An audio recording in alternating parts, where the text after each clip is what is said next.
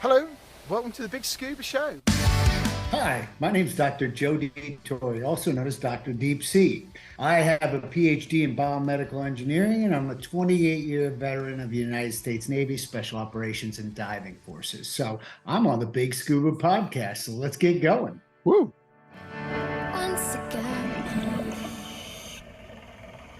Hello, everyone. Welcome back to the Big Scuba podcast. My name is Ian. I will be your dive master for this episode and co-host. Welcome. Thanks for downloading this episode. I am never alone in these things. And with me by the power of Zoom is... My name is Gemma, and welcome to the Big Scuba podcast. We're recording this on a Sunday morning, a very wet UK. Yes, very wet outside. You've actually got out of a run today. Yeah, and if you're listening to this in June, well, I hope you're enjoying the sunshine. Yeah, but that's the situation we're in at the moment. So we are.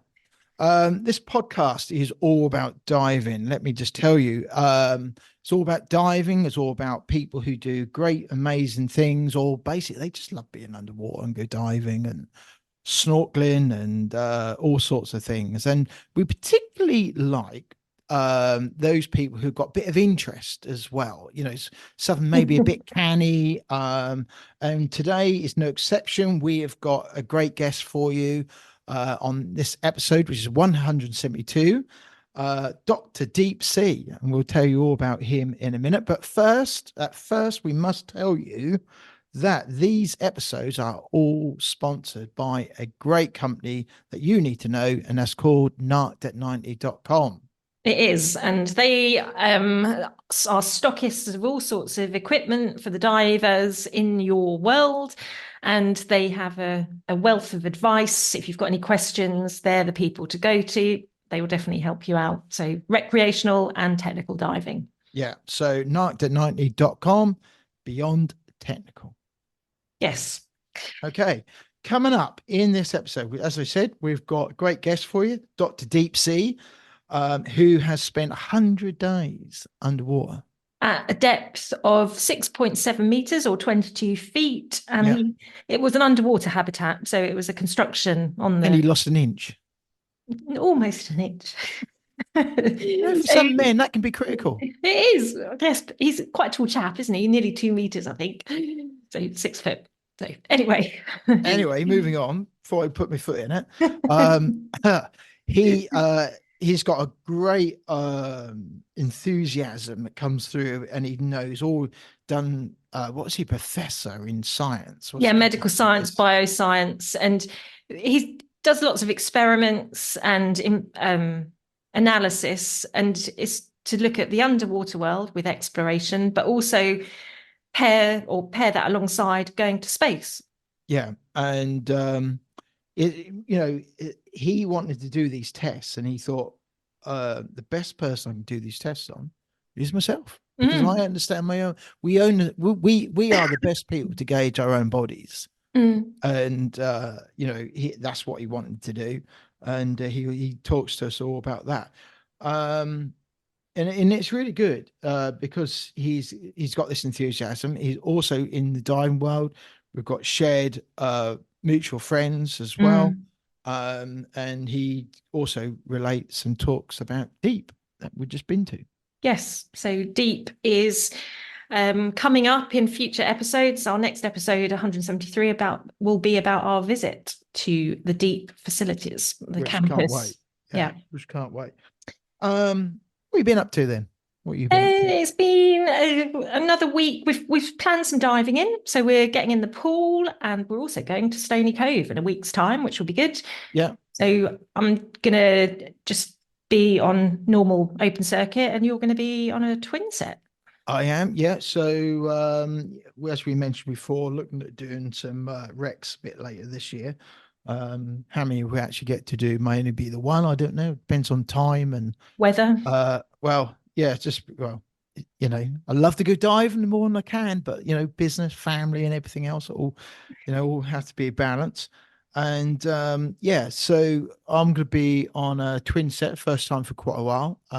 Joining Matt River, who earlier guest, we're going to be, and you're going to be joining us on the first dive, aren't you? Yes, so Because we'll we're be just a going to do like a just nice, easy check dive because I haven't been on twin set for quite a while. yeah. So we'll And just stick on the do that. shelf and just have a dive, the three of us, and see how we get on. And then you two are going to do a deeper dive. Yeah, well, I think we're gonna probably go down. Well, I'm gonna be on nitrox on this because that'll be the plan when we do the M2 is Mm. dive on nitrox because Matt dives with his rebreather. I'm on a open circuit and I don't particularly want to do decompression diving on this. So I'm gonna be on nitrox with twin set. So try and get the bottom time a bit longer, Yeah. Yeah. So the idea of this we'll do because Matt is going to Red Sea soon. Get a dive in at Stony to because I haven't been 30 plus for a while, is go down there. So Yeah, so looking forward to that. So that'll yeah. be good. And then we're getting in the pool, doing some skills. We've been in the pool once a month with Yeah, we Harry. have, mate. It's good to do that. And Yep. we take the scuba honey with us to get us because I want to make sure she's 13 and I don't want to force her to say, right, you've got to do dry suit diving all year round and things like that. And, she's 13, she struggles with the weight and stuff like that a bit.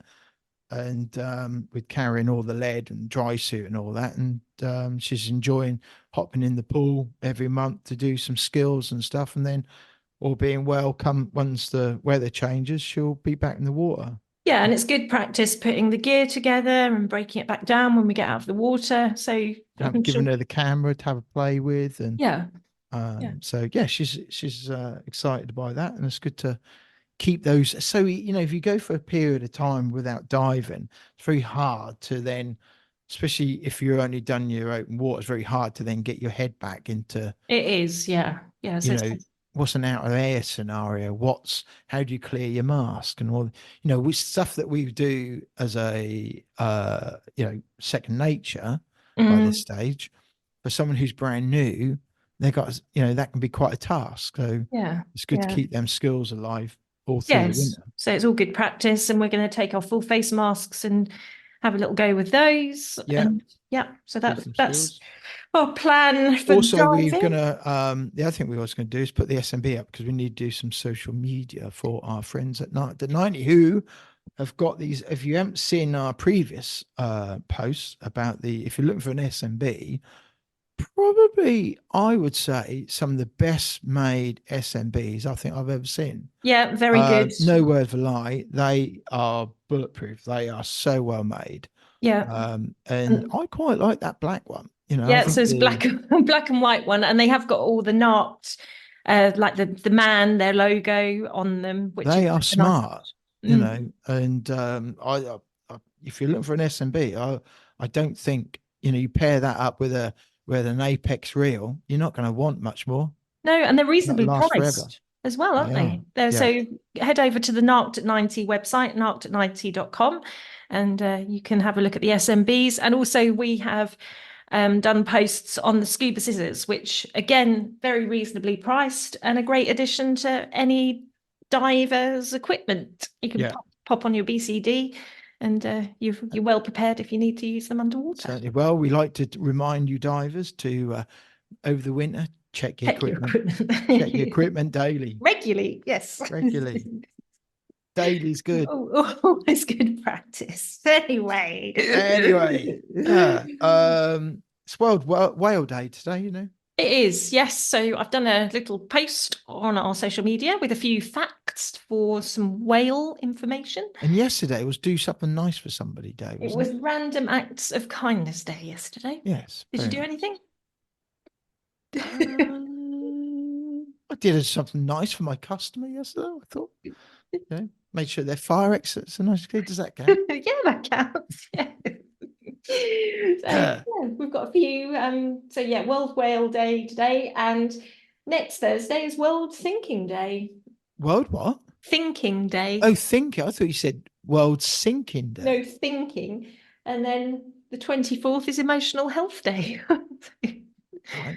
Just come to the big Scuba for all these important dates. Absolutely. But Where else would you go? talking of dates, Go Diving show's coming up, isn't it?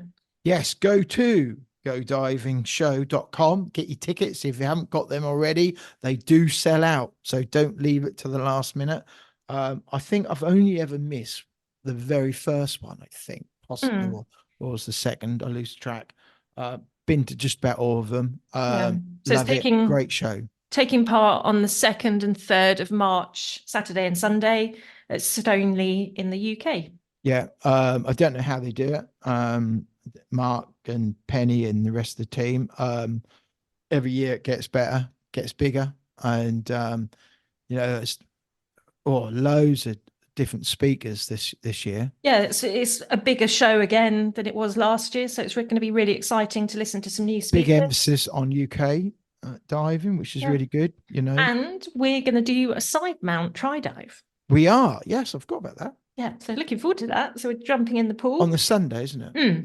Yeah. But again, we'll be wandering around with our big Scuba t-shirts on. So if you see us, with mics in hand and camera. Yeah. So, and you might feature on, we'll be doing a podcast all about the Go Diving show and people that we've met and spoken to. So if you want to come and say hello. Yeah, we've got a few people lined up to speak to, haven't we? So that'd be good. But it's always good to get some impromptu chats in and drag you off to a side room for a chat. Drag you off? That's hard to record in there sometimes. Well, it is, yes. So, but that's something to look forward to. So we'll be there both days. And also we just want to say thank you to Happy Bottles. We had some new products sent to us. Yeah, I quite like this new tumbler. Yes, I do. So you need to bring a black one out though. Well, have you told them? I have, yeah. It doesn't match my dive kit. Yeah, so the Happy tumblers. I don't mind pink, but they're not pink. They're orange. Pink don't really match my dive kit. They're not pink. They're orange, blue, and green. So they're 900 mils. You can put hot and cold drinks in them, and they fit in your cup holders in your car. Or they do. Yeah, so really nice. And obviously 900 mils is a lot of liquid, and it keeps you hydrated through the day. But if you drink it, you've done 900 mils of water, which is good for your hydration. It is, yeah. Whether you're diving, when you get out of the water, obviously it's very important to stay hydrated as a diver. Yeah. And we use them at the gym and in the car. So yeah, mine's been at work. Mine's been at work, and it's been lumped about a couple of times, and it's been fine. And I have had some of these before where they've got a straw attached, and it always feels like you've got to really suck quite hard. And with this one, it feels like you don't. It's quite good, especially when on the run machine. You're like. Anyway, so anyway, they're quite good. So shall we talk about our guests? Well, just before that, I'm just going to mention as well. So I've got a YouTube coming out of me talking about the Ranger. Had loads of DMs and messages with that. So that's really good. Thanks for your support. And I should bring a new video out very soon. Yes. So good scuba vehicle. And it's definitely a good little review to watch on YouTube. Yeah. Yeah. So thanks for that. So let's talk about Dr. Deep Sea. Now, a small apology we got to make is that when we recorded this, we do most of these recordings we do by the power of Zoom, because some of our guests can be literally halfway around the world. And Dr. Deep Sea, he was talking to us from his home, New York. I think he was in. New York. Yeah. And most of these interviews will never be possible if it weren't for things like Zoom. And unfortunately, that night when we recorded, the quality of the power of Zoom wasn't that great. No, I think it was an internet issue because our sound quality was okay, but whether there was just a delay or satellites causing issues, but we've done the best we can in the edit wise. So do stick with it, because stuff he talks about is really fascinating, and I could have spoke to him for hours. We'll definitely get him back. And it's hard to talk about this stuff without getting really technical, and then you can kind of lose people a bit. But I think he does a good job of making it accessible, even if you're not a diver. Non-divers, divers alike will get something from this, and because it relates so much to exploration and the future of this planet, and even space travel, going to Mars, it's amazing. And he talks about women being more applicable to coping in these kind of environments as well. So yeah, there's a lot of interesting stuff, and it's all medically, scientifically new science as well. This is all new stuff that they're discovering. And you're just like, wow, I didn't know this. But you can see where this understanding can now start to be applied, and I can't, more will come out in time. I can't tell you enough that you need to follow deep. .com, because that is going to be something, well, it certainly is, it's something for the future. And especially for our children to be aware of, and there's going to be a lot of exciting stuff coming out there. And Dr. Deep Sea talks about they've found a potential cure for Alzheimer's, and that is in a sea lice at the bottom of the ocean. And you think, wow, if there's that there, it shows there's so much else to be explored that is undiscovered at the moment. So let's do it. Let's get him on. Let's have a chat with him. Let's do that. Yep. So this is Dr. Deep Sea, and it's episode 172, and we'd like to say thank you for downloading and listening. How did you get into your underwater world and take your first breaths underwater? So what had happened was my dad has a really big boat, or had a really big boat at the time, and we lived on Long Island, New York. Now I could tell where I was in my life by the size of my dad's boat, right? When he got a little bit bigger, finally he got a big boat that was too big to pull out of the water. And he said, hey, I have a problem. I want you to go underwater to one of the zinc tabs on the shaft and take it off. So I held my breath and I went underwater. I mean, I'm like 10 years old, right? So I go underwater. I'm trying to, I can't hold my breath, Dad. I tried again. I'm like, I can't hold my breath long enough, Dad. So I'm standing in the water in the canal in New York. And he goes, wait, hold on. 10 years old, mind you. And he goes, all right, here, put this on. Double hose backpack. Backpack comes over the shoulder, double hose regulator comes down here. Wow. And he goes, okay, can you breathe? And I'm like, yep. And he goes, oh, wait. Don't hold your breath. So that was the entirety of my first scuba diving lesson. Nice. And I went underwater and I took the zinc tab off the top and I put the new one on. And that was, from that point on, I was like, there's fish down here. That's awesome. Wow. So did you continue quite early on from age 10 to do any certifications, or did you just kind of wing it?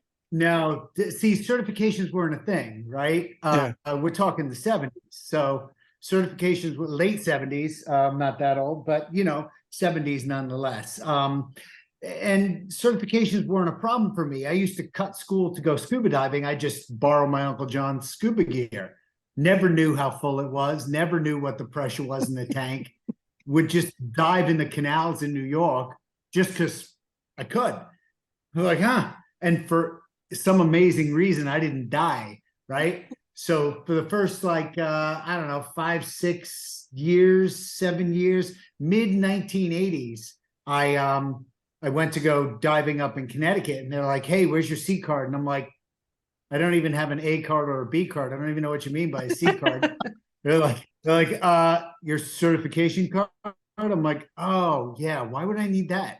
They're like, you got to go take a class. I'm like, I've been diving for like 7 years. What do you mean I got to take a class? That doesn't make any sense. Took a class, learned a thing or two. I was like, oh, pressure gauge. That's probably a good idea. So yeah. Well, it makes run you out of air, come back to the surface. Oh God.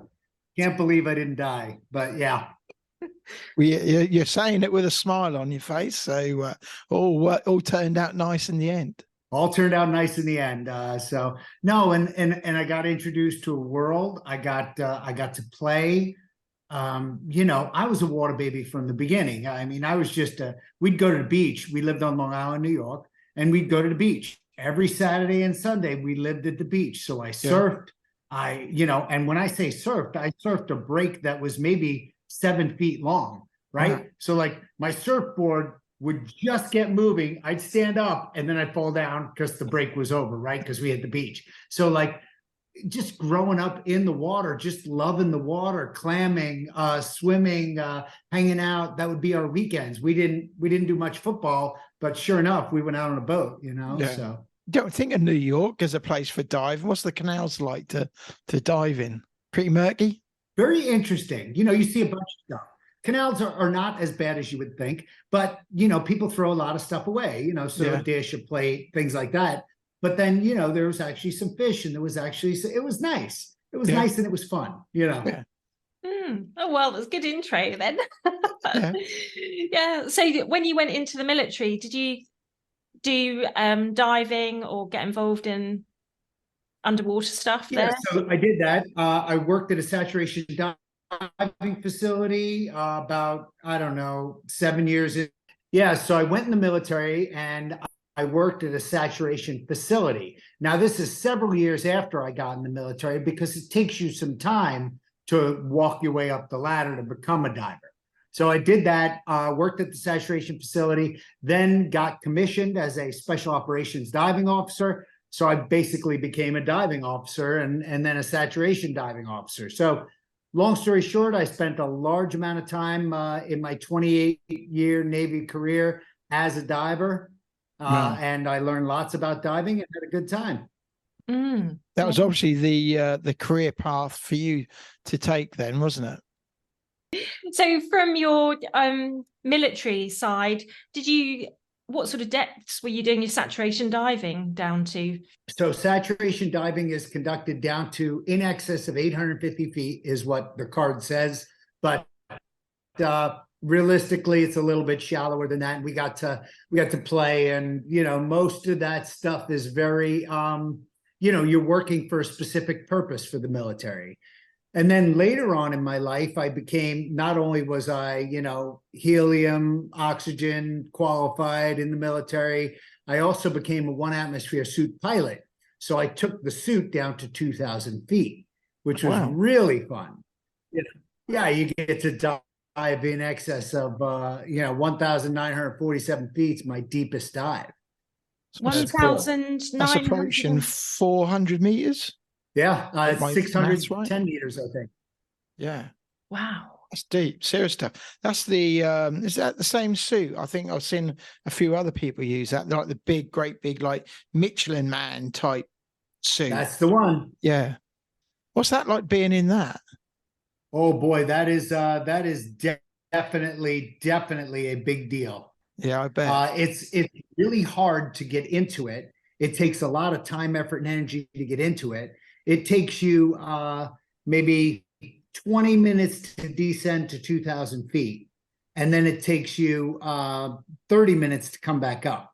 So it's got a scrubber. It works just like a rebreather does. Yeah. So, you know, you're rebreathing your own oxygen, you know, your own oxygen that you use. You exhale it, scrub out the carbon dioxide, and they inject a little bit more oxygen. So it's nice.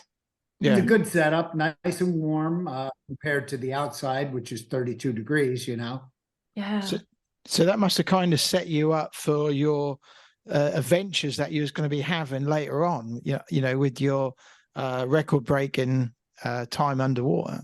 Right. So it actually set me up perfectly for my saturation dive, the longest saturation dive in the world, which is now 100 days, right? So we stayed underwater for that period of 100 days. But what it was it's understanding the systems and the systems of systems that you have that are here to keep you alive, right? So this wasn't undertaken willy-nilly. It wasn't, you know, it was a very large undertaking. It looked easy and everything looked like it worked out great, and it did. But that took lots and lots of prep time, lots and lots of understanding the systems, how things work, how the electricity is routed, how the air is routed, how things are worked through. It's important stuff, you know? Yeah. Yeah. Well, I think first off, we need to say congratulations on on having and beating your own record and holding the new record. Thank you. Before you got to that, what was your longest period as a saturation dive? How long was you under for, would you say? Yeah, saturation dives usually occur for 30 days, and you decompress for about anywhere from 3 to 5 days, depending on the depth. So about 35 days is about the longest that most saturation divers go under. I'm very, very common. I'm a very middle of the road sort of guy. Never did anything really that big of a deal in that realm, that's for sure. So that type work is very consistent with what we do in the oil industry, in the real world, as well as the military. So you can do up to 30 days in sat and then 5 days in decom. Yeah. We had Chris Lemons on recently, only a couple of episodes ago. I don't know if you've come across him. He's another saturation diver in the UK, and he was made famous from having a really close shave down at 100 meters, and in 2012. Yeah. And they made a they made a film about his his incident. Yeah. Yeah, he's the cat that died underwater, actually, right? And then they brought him back. Yeah. Oh, horrifying show. Horrifying. As I watched it, I went, wow. Okay. Yeah. Thank God we didn't have that. Yeah, it was interesting talking to him to know about the whole saturation, what it involves, and being in those close confined areas, at that depth for that length of time as well. It's not probably everybody's cup of tea. Yeah, no kidding. It seems to be you seem to have started a journey which seems to be quite in focus at the moment. I know and good friends with another previous guest of ours, Phil Short. I was talking to him just running up to this conversation that we had booked with you, and because I wondered whether you two knew each other. And he's involved with the Deep project, the old NDAC site in the UK at Chepstow. Yeah, Phil and I have been good friends for a long time. Matter of fact, I used to go quite frequently to the Birmingham dive show. I think they called it Eurotech back in the day. So I used to go to that, and he and I would, hang out during those times, if you know what I mean. It was a good time had by all. put the world to right. I'm sure. Well, it's been quite a career for you. Yeah. So what made you venture down this road? Because you obviously you're used to putting your life on the line in a controlled and measured way, and you could have, I'm sure, just enjoyed your life diving and things like that after your career in the Navy. So what then made you think, right, I'm going to start pushing the human factors boundaries of diving and pushing that envelope? That's a great question. What I wound up doing was basically saying, listen, I have a PhD in biomedical engineering, so I want to do biomedical research. What better thing to do it on than the funnest thing that I know how to do, which is go diving? I'm like, wait. We could bring awareness to the ecological state of the ocean. We could lecture and get with a whole bunch of great people who are experts in the underwater realm. And we can talk to a whole bunch of kids about science, technology, engineering, and math while I'm doing biomedical engineering research on myself. I'm like, okay, sign me up. I didn't even have to convince myself. It was great. So did you liaise with a kind of medical institution or university to plan out? So I'm a professor of medicine. I'm an assistant professor of medicine at the University of South Florida. I had 10 MD, 2 PhD psychologists, and we got together, everybody involved, and we made up the protocols. We wrote things out. Like, everybody thinks it was just me. I was the only one that was down there, but there were way smarter people than I on the list of people that were making this plan, right? Yeah. And we worked together with them, and but I paid for the research out of my own pocket. So the International Bank of Joe, and then in collaboration with the Marine Resources Developmental Foundation, finally they wound up owning up part of it. And then we wound up doing a great thing, which was we talked to over 5,500 students about science, technology, engineering, and math. We were on 112 different media outreaches. Wow. 112 in 100 days. That's a lot. It's a blistering schedule. And then when I got out, it was even worse, right? And then, mind you, I taught not med school, I taught biomedical engineering. Wow. So how do you, I'm trying to put myself in that position, and I can kind of deal with isolation to a degree, I guess, but I'm trying to think, do you have to prepare yourself in a different way that you had been used to? Because with your saturation dive, you knew, right, you're going in, you're going to be doing a job, and then that end date, with what you had, you're going to be going in for 3 times the date. You're going in for 100 days. Right. How do you prepare yourself to build up to that? Yeah, how do you prepare yourself to do that? Basically, what you do is you do a lot of meditation, you do a lot of soul searching, you do a lot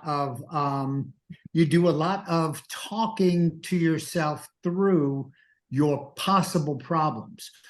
So you basically have to work with your medical team on every possible problem. Now, we thought we had them all, but we were not even close. Like, for instance, on day 12, I cracked my rear left upper molar. Cracked it. So I cracked a tooth 12 days into a 100-day mission. And I had been to the dentist before that, and I was class 1 for dental. So I should have been fine, except I was eating popcorn. Sure enough, I cracked a tooth, right? Things like I got a corneal abrasion while I was down there. That we kind of worked through. I got sick just like anybody else. But remember, this was only 100 days, right? So people keep saying, why'd you stay for 100 days? Why'd you stay for 100 days? I said, because I couldn't afford to stay 200 days. They said, well, what? I said, 200 days is the length of time that it's going to take us to get from here to Mars. Yeah. Yeah. And we're going to be in an isolated, confined, extreme environment while we're on the way to Mars. We damn well better figure out what happens to a human being and what the medical issues that are going to come up for a 100 or 200-day isolation trip to get there. And oh, by the way, we're still working on the muscle loss when you're in space. We're still working on the bone loss when we're in space. But I'm a biomedical engineer. This is what I do, right? So I was like, I can kill all these birds with one stone. It'll be great. But don't we have that type of research already? Because astronaut, off the top of my head, is it John Kelly, who spent over a year in space? So don't we have Kelly. that sort of? So he spent over a year in space, and that it's great. Now we know some of the effects of living in isolation, and he was just over a year in space. So that's terrific. However, what things did we put in place to increase your muscle mass while you're down there? So while I was underwater for 100 days, I used this special new resistance cuff that basically limits blood flow to your biceps, triceps, quadriceps, and your hamstrings. And basically you work out with resistance bands while you're down there, and you limit the blood flow. Now it increases something called nitric oxide synthase, which allows you to build muscle even when you're in a zero gravity environment. Wow, that's amazing. So what kind of results did you get when you came out? Did your muscle mass increase while you were in your underwater environment? You lost half an inch. It did not increase. I actually shrunk 3/4 of an inch. Yeah, a little over half an inch I shrunk. But that's because astronauts are in tension and they pull apart. Aquanauts are in compression and they squish down. We knew that. I just didn't think it was going to be 3. I was 6'1", and now I'm just a little over 6 feet. So have you regained that? Yeah, it's tall. It's not a big. Have you regained your? Nope. No. Not yet. Oh, no. No. I don't think I'd want to do it. But do you know? The thought of losing the quarter of an inch, I haven't got that to spare. Yeah. Today's episode is sponsored by Narked at 90, so let's find out a bit more about them. Narked at 90, their tagline has been beyond technical, which describes them pretty well. John Routley and Brent Hudson launched the company over 20 years ago. They are both technical divers who have logged thousands of mixed gas dives between them over a 30-year period. Using their engineering know-how and diving expertise, have developed bespoke, personal, commercial and military diving equipment and products of a universally recognised, unparalleled calibre. Their ability to be adaptive and versatile with their developments led them to support the NHS during COVID. Using their superior knowledge of breathing and oxygen monitoring systems to help develop emergency ventilators. They also design and supply the sneaky stuff used by defence-based development groups throughout the Western world, although they can't tell us much about that. If you're thinking of moving across to tech diving or completely new to diving, Narked at 90 can advise and guide on the best equipment and setup for your personal or commercial requirements. Narked at 90 have unparalleled experience of shearwater dive computers and are the longest serving and sole and UK European service centre for those. They are happy to offer technical support, servicing, repairs and upgrades to all shearwater computers, past and present. Narked at 90 stock shearwater computers, but are also stockists and technical support centre for many other manufacturers, including Divesoft, JJCCR, Hollis, Revo and Kiss Rebreathers. Based centrally in the UK, Narked at 90 also offer full rebreather head servicing for selected manufacturers. Bespoke cable assemblies. Advice on specific fitting requirements. Suggestions and guidance for home builds. Computer laser cutting and engraving. Pressure testing to simulate 400-metre dives. So, Narked at 90, a reputation built on supporting both manufacturers and divers worldwide.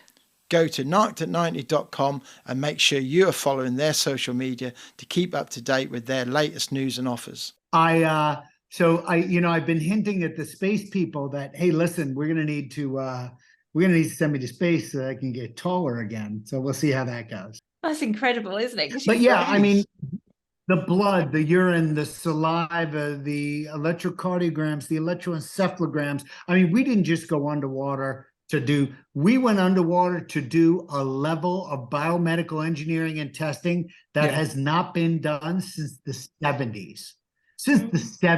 And even in the 70s, they didn't have some of these tests. So, you have this strong decrease in cortisol that you go, why do we have a decrease in cortisol? And it went from the mid 80s to the single digits. And then we have a decrease in cortisol. And what happens when you have a drop in cortisol? Corresponding increase in testosterone. Wait, what?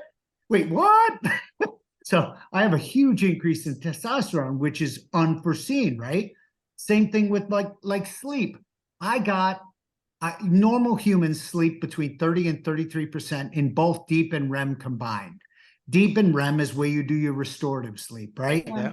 This is all stuff that nobody had done studies on. When I was underwater for 100 days, I slept between 60 and 66% in deep and REM. Wow. When we talk just about in REM, the United States. Yeah, REM, rapid eye movement. Yeah. And it's quite a thing now because there's so much in other podcasts and in social media about your sleep and how it is so important to have so much good sleep to lengthen your time span and your lifespan. What I find interesting is that with you've got all the science that is supporting you, and you've got all that going on, but the one thing that really helps you get through it is meditation, and it just shows you need that blend of science and trying to think of another word for it, but with meditation. How important these esoteric means, right? So Yeah. when you're up there, see, it's a bit not the same, right?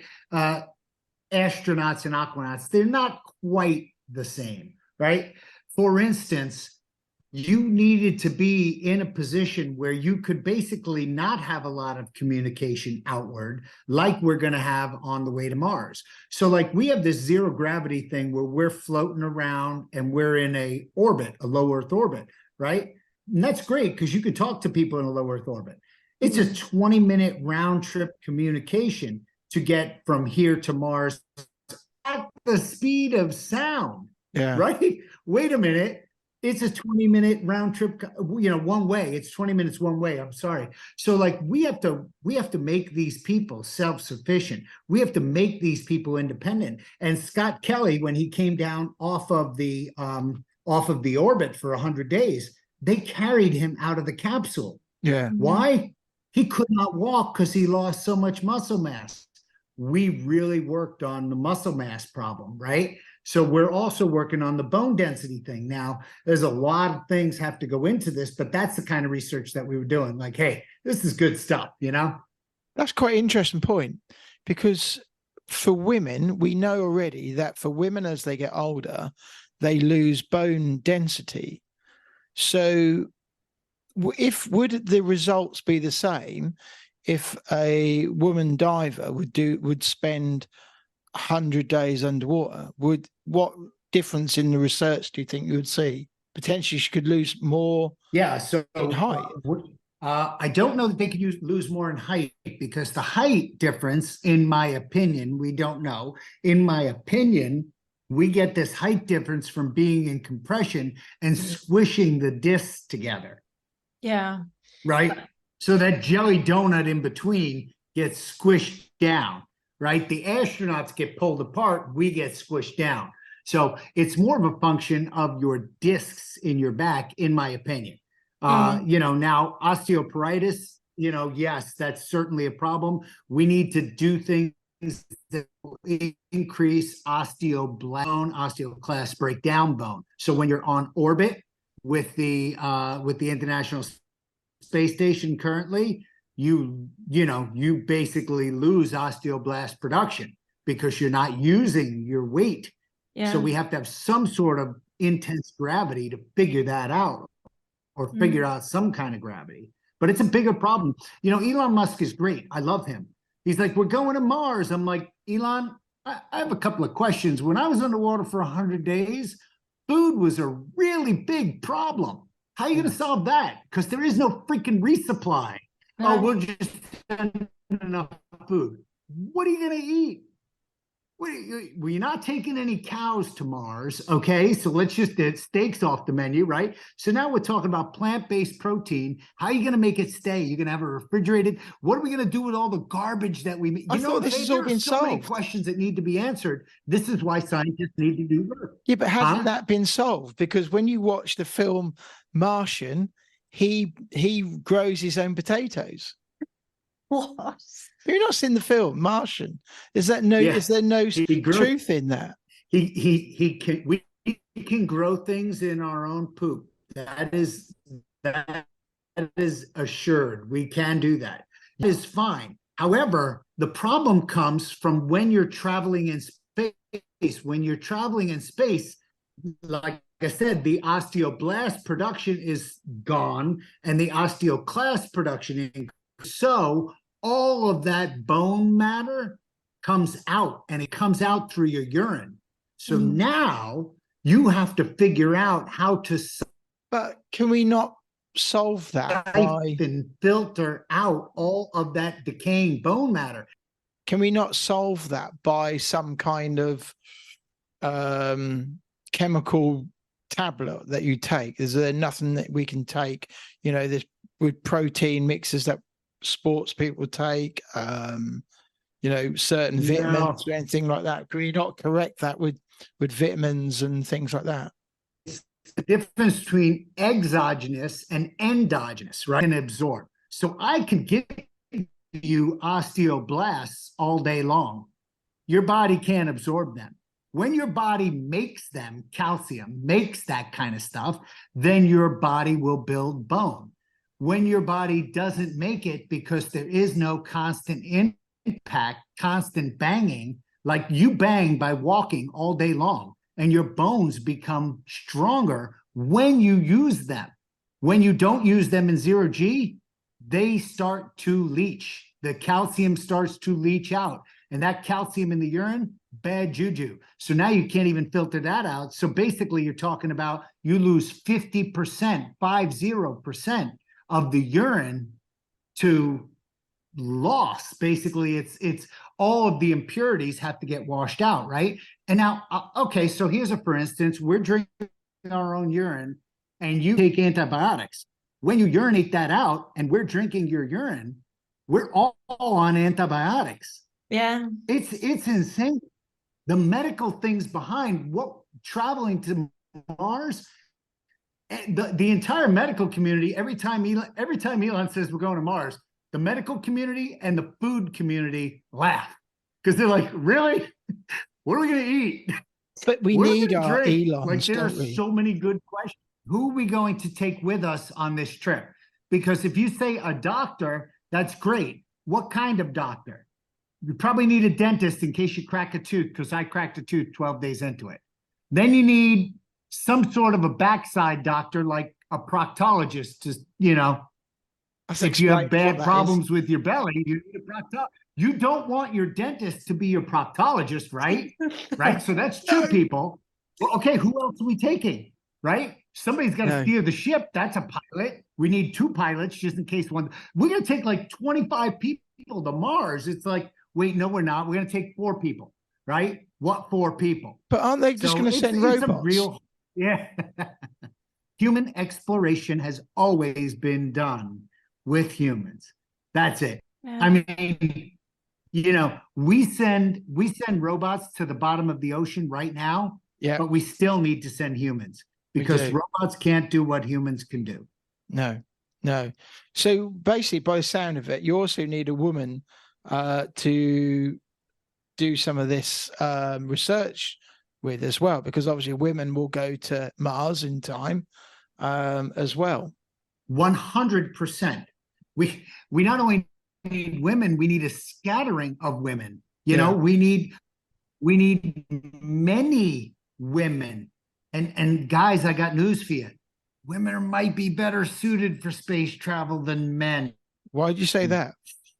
I know nobody wants to hear that, but that actually, well, it's the way their bodies are built. They're small. They have a lower V.O2, which means they take up and metabolize less oxygen by and large, right? Like I metabolize a lot of oxygen. I'm almost 2 meters and I'm almost 100 kilos, right? Right. And I metabolize a lot of oxygen. Somebody who's much lighter than me, half of my size, might use half of the oxygen. So if you're looking at getting there, it's a thing. Yeah. You know, these are real calculations. So for tech diving and saturation diving, I guess, and also just spending, extending more time underwater, potentially then, from what you're saying, women would be able to do that better. Longer. Yeah, and longer. That's what I meant. Yeah, the jury is back in for sure on women and diving. Women are better divers than men. Sorry, man. That's just the way it is.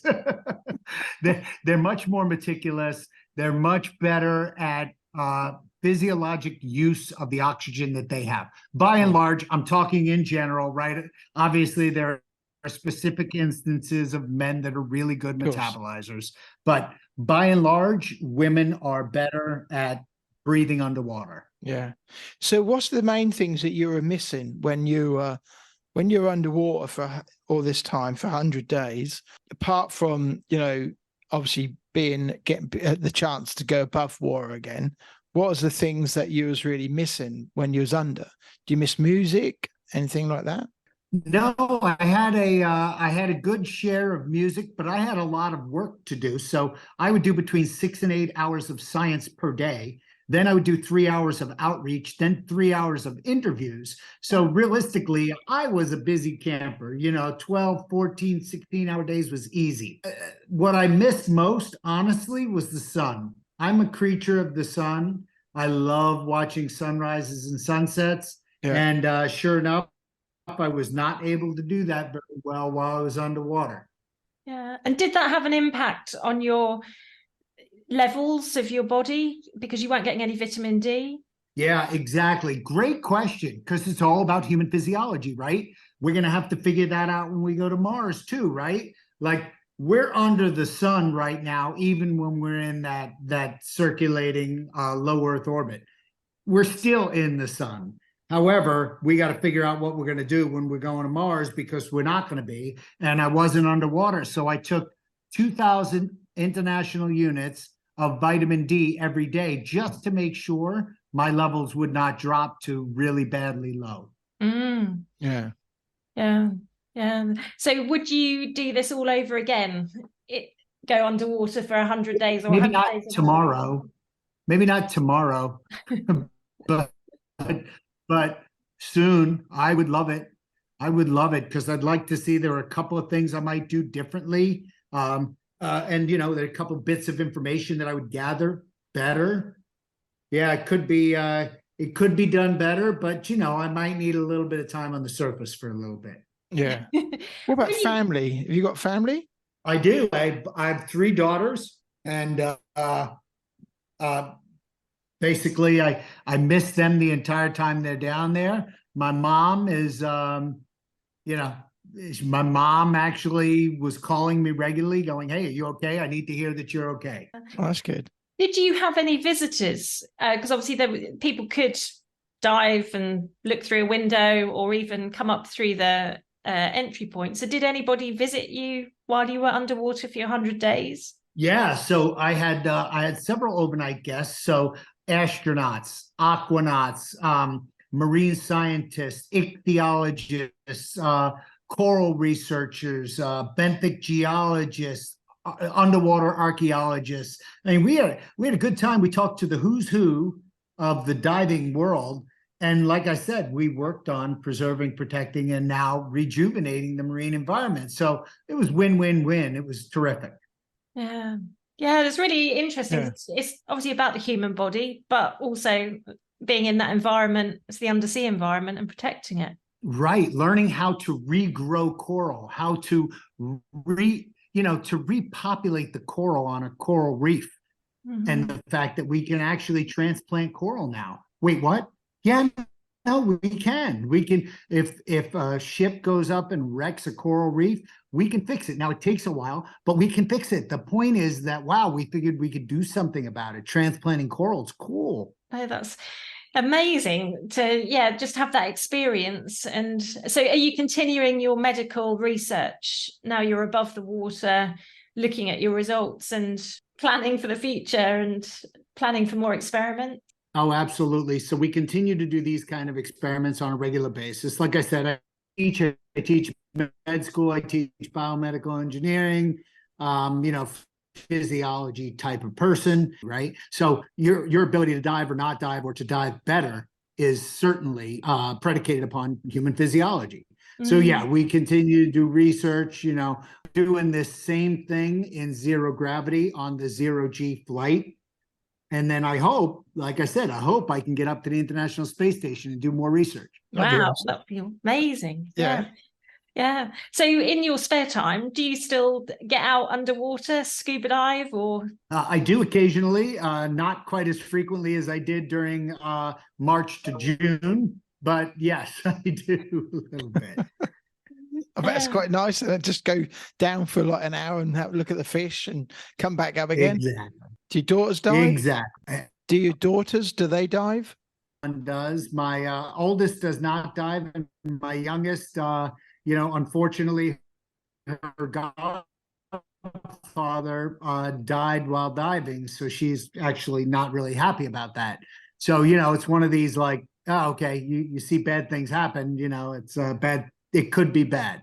So yeah, 1 out of 3 ain't bad. No. No, well, yeah, and they've got you to follow and watch and learn from as well, which is Yeah. great. Yeah. Yeah. So what gets you, let's talk about our questions that we have. We like to ask all our guests of our some set questions for you. And the first one I'd like to ask is, you're obviously a man of confidence. What gets you out of your comfort zone? What gets me out of my comfort zone? Yeah. You may be surprised to find out that I'm actually not much of a people person. The whole being around a lot of people actually really drains me. So on all of those scales, I'm an introvert, right? But so that's kind of drawing for me. It's kind of like, oh gosh. But I'm learning to kind of cope with that a little bit better. That it certainly takes me out of my comfort zone. But I skydive, I scuba dive, I do basically loner sports, like the one person sort of a sport or two people sort of a sport, as opposed to the team sport, because it's sometimes is hard. When I did this in the military, it was hard for me to work with a whole bunch of people. So I don't know, maybe that's part of the daunting thing for me. Yeah, but then having things that take you out of your comfort zone, it gives you something to learn and work to you and evolve and push the boundaries a bit. Oh, 100%. Exactly. 100%. I think it was Ernest Hemingway that said that true nobility is not being greater than your fellow man, it's being better than your former self, right? So we're growing every day, we're learning every day, we're being better every day. So there you go. No, very good answer. Yeah. Yeah. So another set question we ask people is if they could take 3 people under the water, but we've kind of changed it a little bit. But if you could take 3 people underwater into the underwater environment for 100 days, what 3 people would you take? That's really easy. I would take the person who's in charge of China for sure. And I want them to see what is going on. Then I would take the president of the United States and I'd want them to see what's going on. And then I'd take my mom, because my mom's cool, Yeah. And do you think they'd all get on underwater? So the president of China, the president of the United States, and my mom. There you go. Very good answers. Yeah. And who knows what's happening maybe in China at this point in time. Exactly. Yeah. I hear that they are working on a 100-day mission, breaking the 100-day record, but I'd love to see that happen. That's for sure. Yeah. Well, I think science is, they're pretty hot on science as well, aren't they? So be interesting to see how that develops. And our last question we've got for you. Okay. So we're going to give you a billboard. We're going to give you a billboard that can be seen by the whole world. And you can put on that billboard a video, a photo, a statement, but it needs to be a message that the whole world will see. What are you going to put on your billboard that we're going to give you? Oh boy, a billboard that you're going to give to me. Wow, that is a terrific question, by the way, because it makes you think about what your message is. Yeah. I think that human exploration is the single greatest thing that we can do. I mean, realistically, we are conquering famine. We are conquering some of the injustices in the world. We're getting down to the point where it's all about Star Trek, right? It's all about human exploration and the fact that it is essential. It's the single greatest thing that we can do.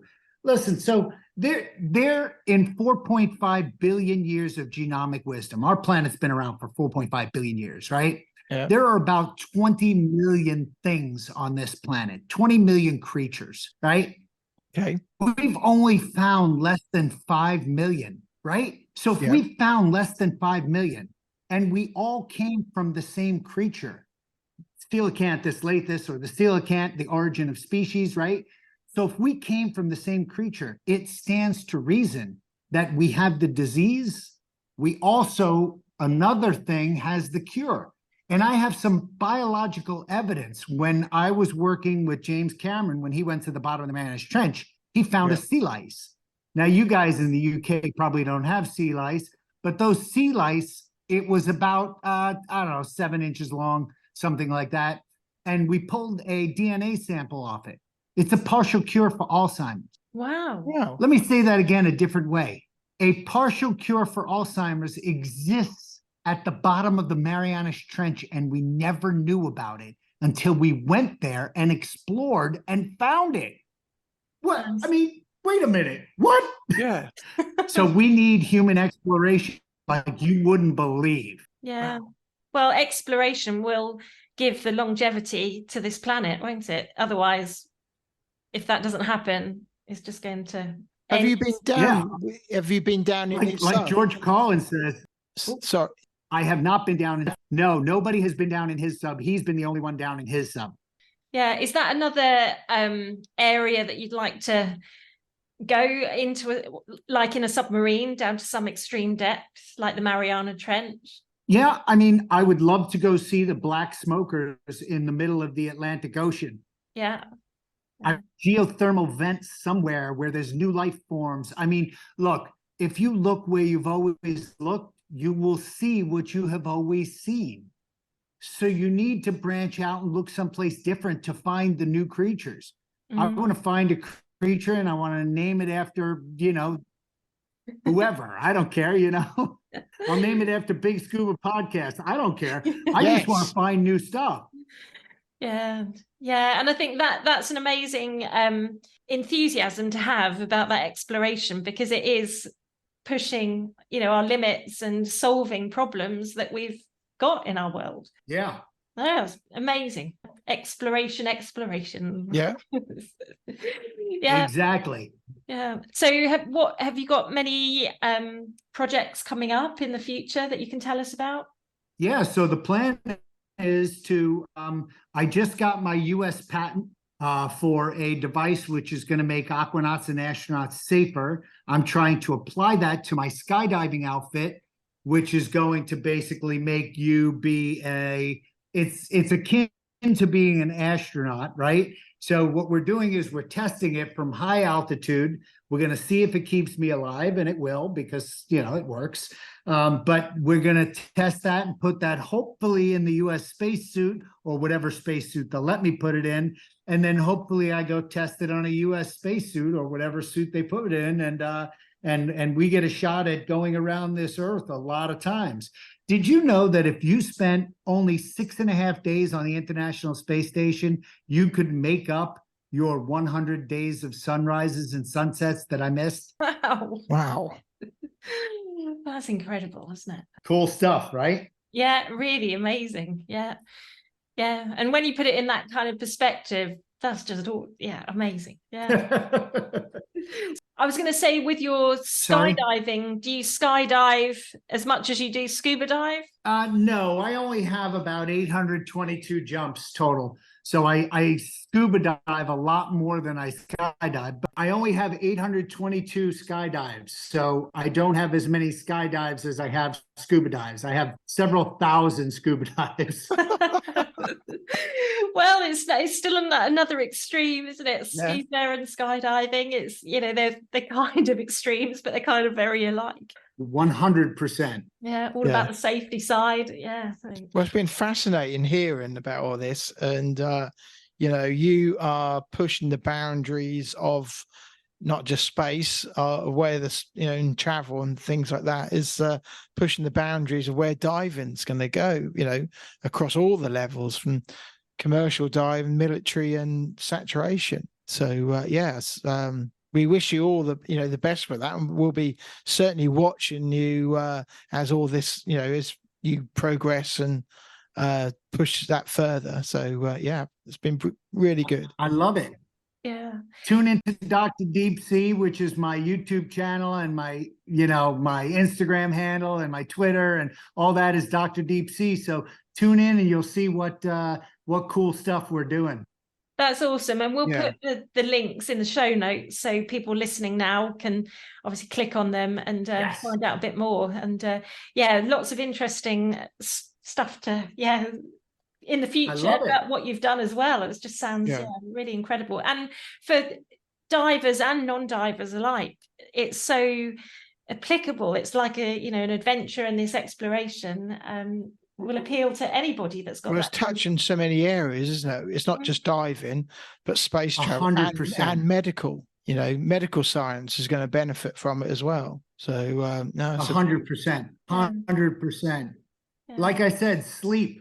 50 to 70 million Americans suffer from sleep problems, and that's just Americans, right? Throughout the world, how many people suffer from sleep problems, and you can cure it by living underwater? Whoa, that's some real number. And for the importance of sleep to our well-being is massive. Or you have a chamber at home kind of thing. Yeah, a chamber at home or something to sleep in. There's a possibility of that for sure. Because realistically, could you do it with a tent? Only at one point, like a tent that could handle 1.7 times the pressure. Yeah, it's all food for thought. It is, yeah.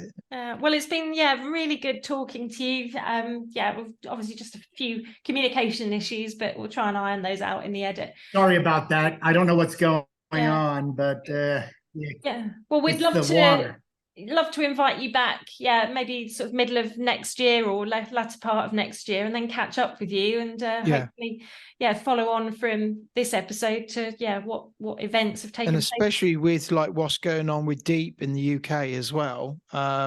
It'd be really good to keep an eye on what they're doing and what you're doing as well, because you're all sort of in the same sort of similar fields, aren't you? So that'd be really good. It'll be perfect. I love that. And you guys have my email, joe@gallanaquatic.com. So easy peasy, you can be in touch with me and we'll work it out. All right. All right. Brilliant. Excellent. Well, thank you very much. It's been fab chatting to you, and we'll keep in contact for sure. Thank you guys. Be well. Have a great day. Okay. And you. Thank you very much. Cheers. Bye. Thank you. Well, where do we start? First off, I'll just apologize to our listener. We kind of bared with it, and it's always a little bit frustrating when you got a great guest on and the network of the power of the Zoom and all that kind of the bandwidth is not quite there. But if it weren't for that, we wouldn't even be able to have those conversations. No. So hopefully our listeners have managed to bear with it and get the gist of what was being talked about. It's deep subject, literally deep, in it, but it's exciting because I think he's on the cusp of where technology and science, you think about divers who are now getting into diving, who like leaving school, you think where diving's going to be in a commercial and saturation and everything in science in another 20, 30 years, when you think how far we've come since the 70s and 80s.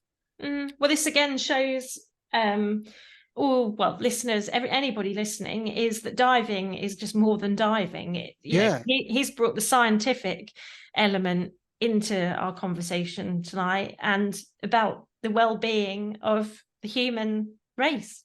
It's quite interesting. Some of the points he was saying, like how, and it again, we've talked about this before with other guests. There's similarities between going up to space as there is going deep, and the effects on pressure. And I've hearing him talk about how they're getting around some of these issues of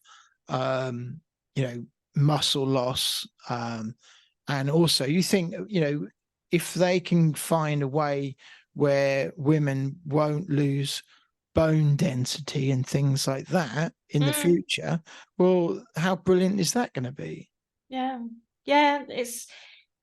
There's so many elements, isn't there? And just hearing about his time at 30 feet depth, and what Yeah. happened to him? And it's, you're out of your.